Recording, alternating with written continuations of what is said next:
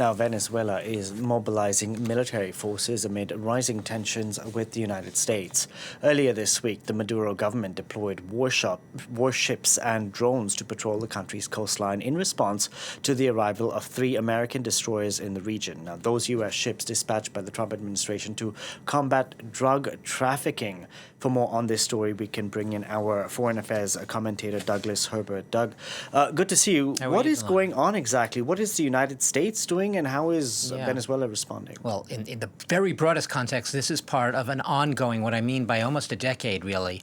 We have had brinkmanship, i.e. tensions between Venezuela and the United States, with rumors swirling on and off over the years, persistent rumors which have never come to fruition, that somehow the U.S. is on the verge of a military invasion or regime change, looking to oust the strongman president there, Nicolas Maduro. Now, let's be clear. The U.S. administration, Donald Trump, has called Nicolas Maduro one of the biggest drug dealers, drug traffickers in the world. He considers him an illegitimate president. And in response, he's been looking to, as he says, interdict, that is, prevent drugs flowing not just from Venezuela, but from anywhere into the region, into the United States. So what are we seeing here? Concretely, we have seen when we say a buildup of America's naval forces, a naval presence in the region. What I mean is in the waters, the Pacific, the Caribbean waters around several Central and South American countries, obviously including Venezuela, and namely Venezuela. There have been at least 8 warships sent in recent days and weeks, and including 3 guided missile destroyers, some amphibious ships, reportedly some ships that are nuclear capable, meaning capable, I suppose, of carrying nuclear weapons. And they're all carrying U.S. Coast Guard detachments, other types of law enforcement officials, presumably with the function of being able to, if not make landfall, to make arrests at sea of the drug cartel leaders that they say they're after. Now, remember, Donald Trump himself calls Maduro not a president, but the leader of a big drug cartel.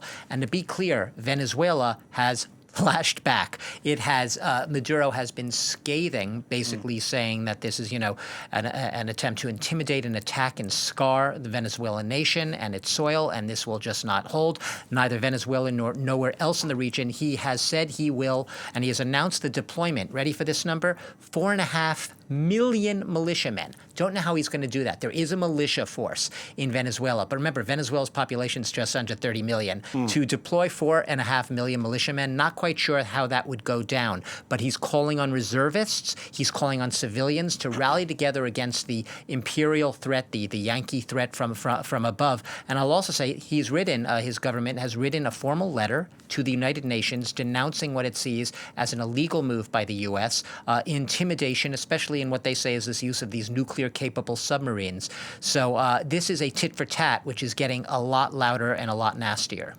Is the U.S. looking for regime change in Venezuela, or is this... Right. What's going on? Once again, many Venezuelans shrug it off. The Venezuelans say this has been going on for years. There's been no end to rumors on one side or the other. Maduro's about to fall. Maduro himself saying the U.S. is about to get me. Coup attempts, bringing him down. Donald Trump posturing even in his first term. So the Venezuelans are sort of fed up with all the rumors. They don't really believe anyone anymore. They're shrugging their shoulders. Life is so difficult right now, economically, socially. Everything about their lives are so difficult. This is just a more geopolitical noise that really goes in one ear, out the other, in a sense. But if you're going to directly ask me, is Donald Trump going to do it? Well, officially, the White House says Donald Trump reportedly signs a secretive directive recently authorizing the military to take any nation's actions necessary to interdict, that is, to prohibit drugs from flowing into the U.S. Now, I will note, Venezuela's been known as a hub, a transit point for cocaine, but there's no known grounds. At least transit point. Transit doesn't produce it itself, but there's no known evidence that it is a producer of fentanyl, which is actually the drug that Donald Trump has been going after here. So, you could say, what's going on?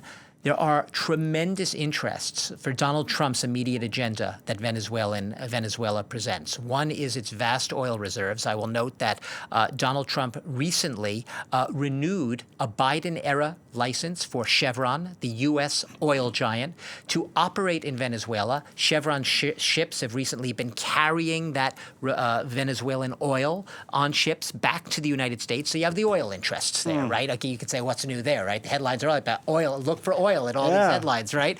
And beyond that, you also have his immigration agenda. U.S. officials, Trump administration officials, have been really, really scrambling to try to coordinate, secure Venezuela's cooperation in taking in deportees from the U.S., and thousands of deportees already have been sent from immigrants from the U.S. to Venezuela since last February. So these two parts of Donald Trump's agenda, big parts of his agenda, both his interest in energy, hydrocarbons, oil, and Chevron, and the immigration, it's probably going to override any interest in an invasion. I'll just note here that the White House itself says it is not up to Donald Trump or his administration basically to try to oust these leaders. They say this is something that they are hoping the Venezuelan people will do by rising up, revolting against Maduro, and reclaiming their freedom on their own. They say no plans for military invasion, but they do say we have the right to take all actions necessary to stop the flow of drugs into the U.S.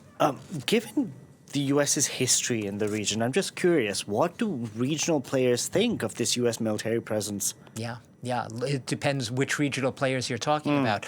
A lot of them have been loggerheads with Trump, obviously. There have been some who are more friendly. Ecuador, Argentina, seen as more Trump-leaning, more Trump-friendly.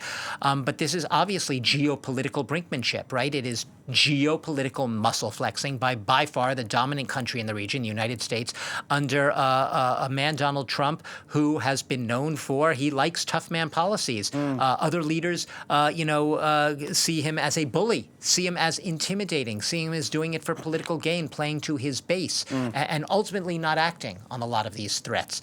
If you look at, countries like Mexico, Colombia, Mexico's president, very savvy in dealing with Donald Trump, especially on the trade issues. He has said publicly that she's a tough woman, a woman of steel that he respects and all of that. These are countries where he's in a position right now. Trump is about muscle flexing. Yes, he's an America First isolationist, but he also wants to appear very strong on the world stage. He wants other countries essentially to do his bidding, and he says he's the best deal maker in the world. But when people don't want to make a deal with him, he knows how to get what he says he knows how to get what he wants. And this is all part of that. You could say it's posturing, but it's effective posturing to the extent that other leaders sit up and take notice. So right now you can bet that everyone in the region, this is not just about a drug cartel tit for tat between Venezuela and the U.S.